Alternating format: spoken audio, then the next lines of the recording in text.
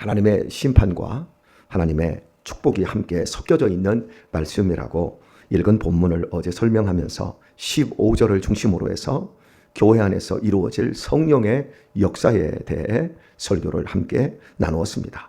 오늘도 15절을 중심으로 해서 조금 더 깊이 이 부분을 살펴보고 또 우리에게 적용을 좀 해보도록 하겠습니다. 교회 안에서 사람이 할 수 있는 일과 하나님만 할 수 있는 일이 분명히 구분이 됩니다. 그런데 사람이 하는 일을 하나님이 하셨다라고 이야기를 하고 하나님이 하실 수밖에 없는 그 일을 사람이 한 것처럼 착각하는 경우들이 참으로 많습니다. 바로 여기에서 교회에 문제가 되어지고 하나님을 뒷방 노인네 취급을 하게 만드는 일들이 발생하게 되어집니다. 예를 들어 보겠습니다. 의리의리한 교회를 건축할 수 있습니다. 참으로 좋은 일입니다. 그런 좋은 예배당을 갖는다라고 하는 건 정말 자랑스러운 일입니다. 그런데 그 예배당을 건설해놓고 이것이 하나님이 하셨다라고 말한다면 그것은 하나님을 낮추는 행위입니다. 건축은 사람이 얼마든지 할 수 있습니다. 돈이 있고 열의만 있으면 누구든지 할 수 있습니다. 어느 교회든지 할 수 있습니다. 그러나 그 교회에서 그 성전 안에 성전이라고 일컬어지는 사람이 만든 그 예배당 안에서 하나님만이 하실 수 있는 일이 있습니다. 그것은 사람이 변하여 거듭나는 것이고 사람이 성령으로 말미암아 새로워지는 것입니다. 그곳에서 사람이 바뀌는 것, 그것은 하나님만이 하실 수 있습니다. 더 구체적으로 얘기하면 성전은 성전이라 일컬어지는 수없이 많은 이 예배당은 사람의 손으로 건설을 해놓고 이것이 하나님이 하셨다라고 끝나버린 상태에서 사람이 그 안에서 안 변하는 거예요. 이사야 66장 앞부분에서 여호와께서 이같이 말씀하시되 하늘은 나의 보좌요 땅은 나의 발등상이니 너희가 나를 위하여 무슨 집을 지을고 나의 안식할 처소가 어디랴. 사람이 아무리 대단한 것들을 이 땅에 건설을 한다 할지라도 그게 하나님에게 무슨 소용이냐는 거죠. 예배당 건축을 제가 폄하하거나 그것을 무시하는 것이 아니라 진짜 중요한 본질. 사람이 어둠 속에 있습니다. 예수님께서 당신의 제자들을 부르신 다음에 너희는 세상의 소금이다. 너희는 세상의 빛이다. 빛이 어둠 가운데 왔는데 어둠이 빛을 알아보지를 못한다. 그런데 제자들을 향하여 너희가 빛이다. 인간이 지은 예배당 안에서 종교적인 시스템 안에서 하나님께서 하시는 일, 그것은 사람을 어둠에서 빛으로 바꿔버리는 겁니다. 성령님께서 하시는 역사는 어마어마한 능력입니다. 그런데 그 능력은 관계적인 능력이고 성품적인 능력을 바꿔내는 겁니다. 목사들이 착두타는 목사 한 사람도 없습니다. 여기 저 점촌 쪽에 가도 무당집들 많습니다. 무당들이 가진 영성이 목사들보다 못하다고 할 수가 없습니다. 앞일을 내다본다거나 뒤에 있었던 일들에 대해서 뭔가를 검증해내는 일들, 그들이 목사보다 영성이 훨씬 뛰어날 수 있습니다. 목사들 작두 타는 사람 하나도 없다니까요. 그런데 그들의 샤머니즘 그 영성을 우리가 알아줍니까? 세상도 알아주지 않습니다. 왜요? 그 사람들은 관계적인 것과 성품적인 것이 변하지를 않습니다. 그러나 목사들은 예수 그리스도로 말미암아 성령의 능력 안에서 붙잡히게 되어지면 관계적인 부분에서 사람이 바뀌어버립니다. 예전에 쓰레기같이 인간 살고 나밖에 모르던 사람이 이기적인 존재가 사랑을 알게 되고 섬김을 알게 되고 나눔을 알게 되어지고 그리고 성품적으로도 온유해지고 겸손해지고 절제를 할 줄 알게 되어지고 이 모든 것들이 다 어디로 가냐면 사랑이라고 하는 것으로 가요. 그리고 하나님의 진짜 백이 이 능력이 역사할 때 그 역사는 단숨에 한 번에 이루어지는 것이 아니라 오랜 시간 속에서 이루어집니다. 교회 안에 진짜 하나님이 하시는 일은 사랑, 희락, 화평, 오래 참음, 자비, 양선, 충성, 온유의 절제의 열매를 맺게 하는 겁니다. 이것만이 진짜 하나님이 하시는 일입니다. 그런데 가짜 배기를 갖다 놓고 이것이 하나님이 하신 일이니까 거기서 끝내놓고 그 뒤부터는 하나님이 하시는 일을 전혀 사모하지 않고 그 안에서 싸우는 거예요. 참 우리 지역에서 한 40년 목회하시고 지금 은퇴를 코앞에 두신 목사님이 교회에서 지금 싸우고 있어요. 나한테 13억을 달라. 아니 교회에서 13억을 준다는데도 난 더 달라. 나는 한 달에 700만 원 이상 돈이 필요하다. 그러니까 내가 은퇴하더라도 13억 가지고는 택도 없다. 그래서 당회가 지금 깨지기 일보 직전에 있다라는 겁니다. 제가 어제 식사를 하면서 그 얘기를 들으면서 마음이 쓰렸어요. 그 목사님이 교회도 크고 뭐 송탄 지역에서 제일 크고 뭐 아무리 큰 대단한 목회를 하셨지만 그리고 본인이 700만 원을 다 쓰는 게 아니라 개인적으로 선교하고 돕는 기관들이 많기 때문에 700만 원이 필요한 거죠.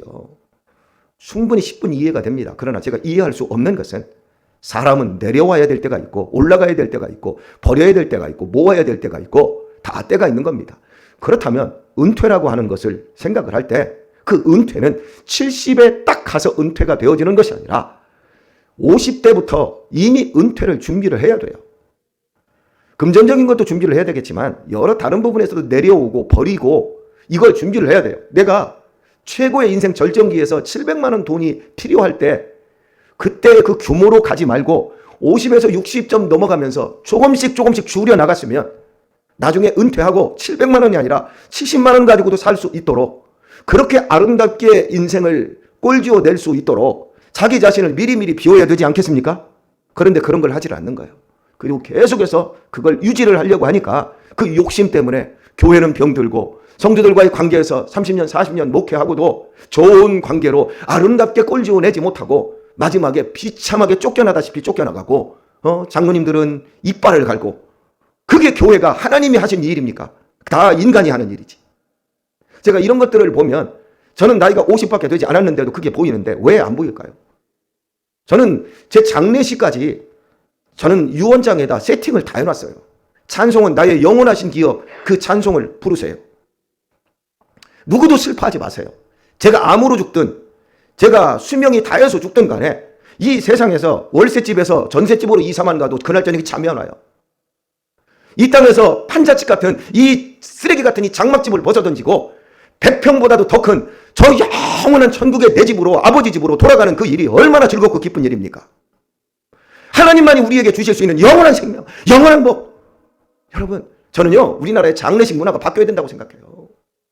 기독교인들 뭐 샤먼이라든지 또 뭐 불교라든지 어디든지 가면 막 침울하고 울고 막 비통하고 그 슬픔에 비명을 지르고 그런 곳에서 저는 지금까지 이 교회에서 장례식을 진행하면서 믿음의 사람들의 장례식에서 그렇게 제가 여러분들에게 힘있게 설교하고 하늘의 소망에 대해서 이야기하고 이 세상의 죽음의 질서 위에서 하나님만이 하실 수 있는 일이 죽음을 이기고 생명으로 다시금 거듭나게 하시는 거잖아요.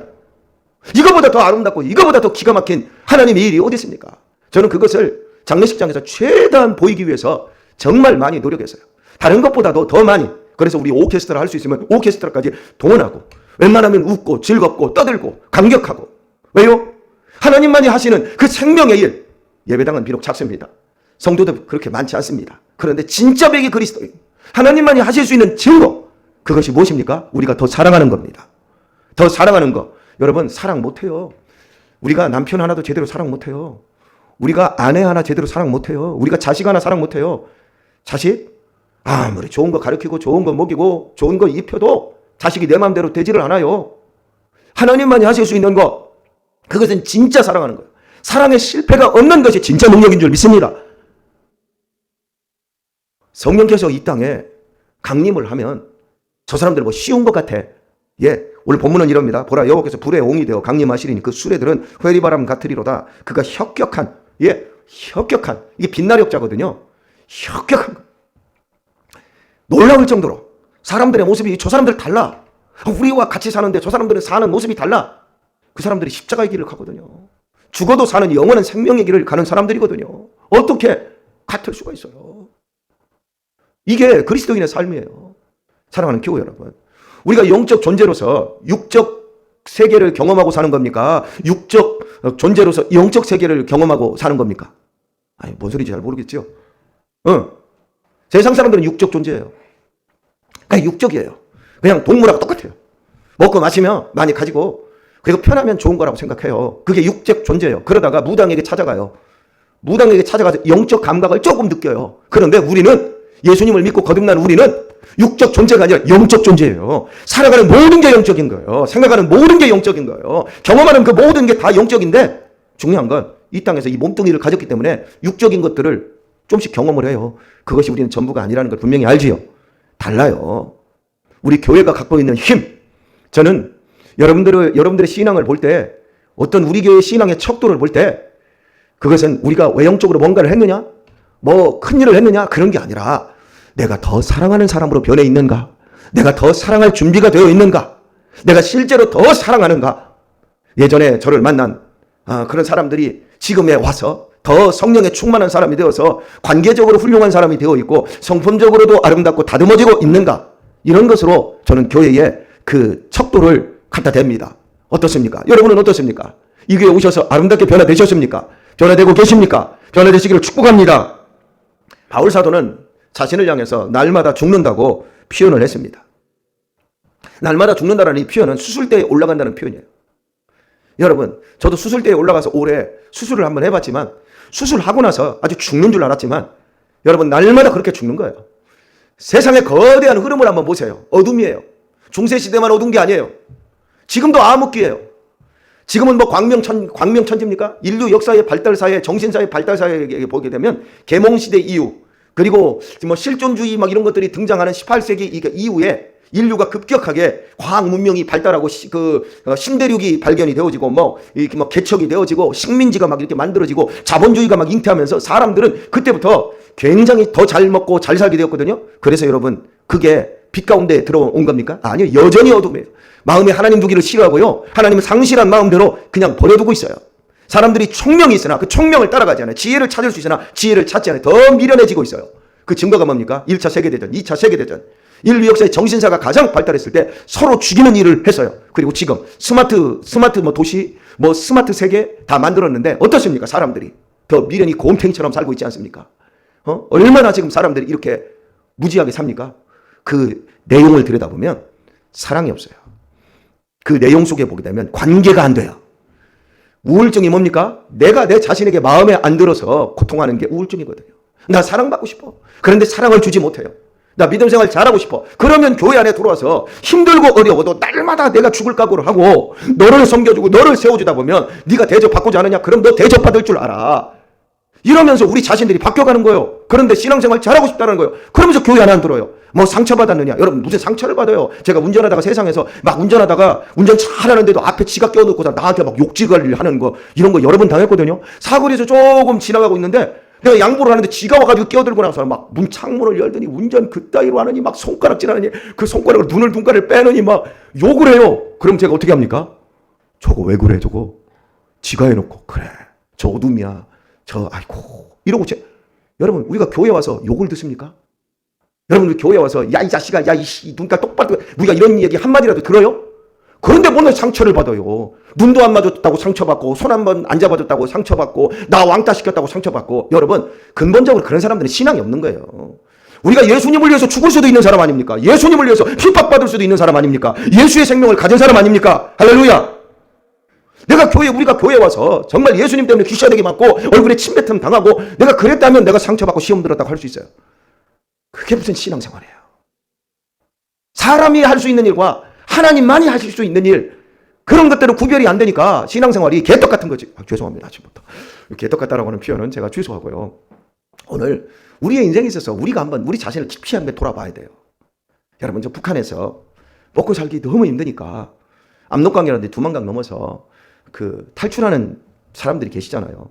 그분들을 우리나라 북한 선교회에서 그 연변이라든지 이런 압록강 주변에서 기다리고 있다가 그분들이 돌아오면 그분들의 피난처와 그리고 또 먹을 거를 제공해주고 그분들이 우리나라로 귀순할 수 있도록 이렇게 잘 돕는 이런 북한 선교회에서 이제 그 사람들을 이제 받아주는 거예요. 그러니까 받아주면 목숨을 걸고 압록강을 넘어오신 분들이 그분들에게 먹을 걸 주고 잠자리를 제공하면서 거기서 한 열흘, 20일, 30일 정도 숨겨주는 가운데 성경을 읽히고 하나님의 말씀을 알려주면요. 그분들이 그 말씀을 듣고 나서 감격하고 예수님을 영접하고요. 더 잘 먹고 잘 살 수 있는 대한민국으로 찾아오는 게 아니라 다시 고향 땅으로 돌아가는 사람들이 대부분이랍니다. 다시 압록강을 건너는 거예요. 왜? 이런 영원한 천국이 있다라는 것. 하나님이 우리와 함께 하시고 우리를 구원하신다라는 거, 그 기쁜 복음을 들은 사람들이 다시 돌아가서 아우지 탄광으로 끌려가든지 다시 돌아가서 총살을 당한다 할지라도 그 죽음의 땅으로 다시 돌아가는 거예요. 그게 예수 믿는 거예요. 어떻게 하면 더 좋고 더 편할까? 어떻게 하면 더 많이 가질 수 있을까? 그걸 위해서 신앙을 변질시키는 사람들이 아니라 내가 죽어도 좋습니다. 그런데 나의 저 어둠 속에서 죽어가고 있는 나의 형제들, 나의 친구들에게 이 복음만큼은 전해야 되겠습니다 하고 가는 거예요. 그렇게 여러 명의 사람을 보낸 목사님의 간증을 한번 들어보세요.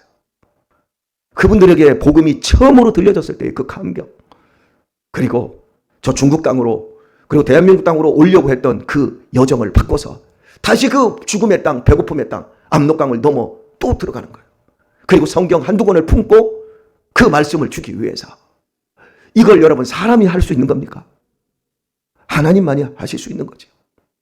우리가 이 교회 안에서 우리가 할 수 있는 게 뭐예요? 주를 위해 참고 주님을 위해서 살고, 그래서 세상 사람들 그 어두움을 깨우는, 그들의 얄팍한 영혼의 그 무지를 깨우는 그 삶을 우리가 살아가는 것. 우리가 큰 일을 하자는 게 아니에요. 우리가 더 사랑하면 되는 거예요. 할렐루야. 어제도 송편을 잘 먹었습니다. 어제 목요 기도팀, 송편 하라고 제가 지시한 것도 아니고 목요 기도회를 꼭 하라는 것도 아닌데 본인들이 기도회를 만들어서 교회를 위해서 기도하고, 본인들이 모여서 함께 송편도 만들어 먹고 떡도 만들어 먹고 밥도 해 먹고, 그리고 많이 해서 목사의 집에 주고, 그것도 목사는 여기저기도 나눠서 주니까 너무 맛있다고. 이거 어디서 샀냐고. 산 게 아니라 우리 교회에서 한 겁니다. 아니 거기에는 그렇게 떡을 잘 만드냐고. 저한테 떡을 종종 드시는 분들이 한두 명이 아니 그 교회는 떡집이냐고. 여러분, 그 모든 것 하나하나가 사랑에서 나오는 거거든요. 이런 공동체가 과연 어디 있습니까, 여러분? 오늘의 말씀을 맺도록 하겠습니다. 우리 인생이 사는 모든 게 다 죄 짓는 거예요. 그런데 자칫 잘못하면 교회 안에 들어와서도 하나님하고 아무런 상관없이 죄 짓는 일만 할 수 있어요. 제가요, 하나님 아버지의 마음을 품고 여러분을 진심으로 사랑해서 제가 설교한다면 이건 하나님의 일입니다. 그런데 제가 여러분을 사랑하는 마음은 없고 내 밥벌이를 위해서 여러분에게 기가 막힌 설교를 하고 있다면 그것은 사람의 일입니다. 주의하십시오. 여러분이 권사님으로, 여러분이 장로님으로, 여러분이 교사로 어떤 중직을 맡고 있는데 그것을 하나님의 영광을 위해서 날마다 죽는 마음 가지고 세상 사람들이 흉내낼 수도 없는 근면과 성실함으로 그 일을 하지 않는다면, 그리고 거기에서 여러분의 자존심을 세우고 여러분의 유익을 세우려고 한다면, 여러분이 아무리 대단한 일을 하고 이 교회에 40억, 50억짜리 건물을 혼자 지었어도 여러분은 하나님의 일을 하는 게 아니라 사람의 일을 하는 겁니다. 이해하셨어요? 그런데 내가 비록 가진 게 없고 내가 비록 부족하다 할지라도 내가 지극히 작은 일 하나도 하나님의 영광을 위해서 하고, 지극히 작은 사람 하나에게도 하나님의 마음을 품고 예수님을 대하듯 섬기고 베푼다면 그 보잘것없는 일이 하나님의 일이 되어지는 겁니다. 사랑입니다. 우리 더욱 사랑하도록 하십시다.